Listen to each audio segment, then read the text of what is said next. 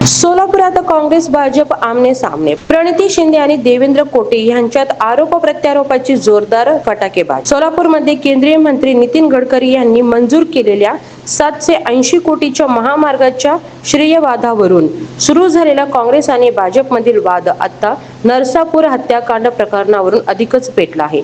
खासदार प्रणिती शिंदे यांनी नरसापूर येथील पीडित कुटुंबियांची भेट घेत मुख्यमंत्री देवेंद्र फडणवीस यांच्या राजीनाम्याची मागणी केली. यानंतर भाजपचे आमदार देवेंद्र कोटे यांनी त्यांच्यावर जोरदार टीका केली, तर काँग्रेस शहराध्यक्ष चेतन नरोटे यांनीही कोटेंना प्रत्युत्तर दिले. प्रणिती शिंदे यांनी पत्रकार परिषदेत बोलताना राज्यात इतकी गंभीर घटना घडली असताना मुख्यमंत्री देवेंद्र फडणवीस आणि पंतप्रधान नरेंद्र मोदी जल्लोष साजरा करत होते. यांच्यात माणुसकी उरलेली नाही. त्यामुळे फडणवीस यांनी गृहमंत्री पदाचा राजीनामा द्यावा अशी मागणी केली. यावर प्रतिक्रिया देताना आमदार देवेंद्र कोटे यांनी प्रणिती शिंदे यांच्यावर टीका करत सोलापूरला 3-3 महिन्यांनी येणाऱ्या आणि प्रसिद्धीसाठी मुख्यमंत्री व पंतप्रधानावर बोलणाऱ्या खासदाराच्या बुद्धीची कीव येते असे वक्तव्य केले. तसेच नरसापूर प्रकरणातील आरोपीला कठोर शिक्षा देण्याबाबत मुख्यमंत्री अधिकच स्पष्ट भूमिका घेतली आहे असेही त्यांनी म्हटले. दरम्यान काँग्रेस शहराध्यक्ष चेतन नरोटे यांनी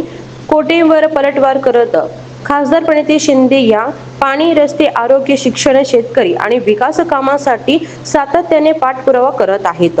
जनतेच्या प्रश्नावर आवाज उठवणे म्हणजेच श्रेय घेणे नाही असे म्हटले.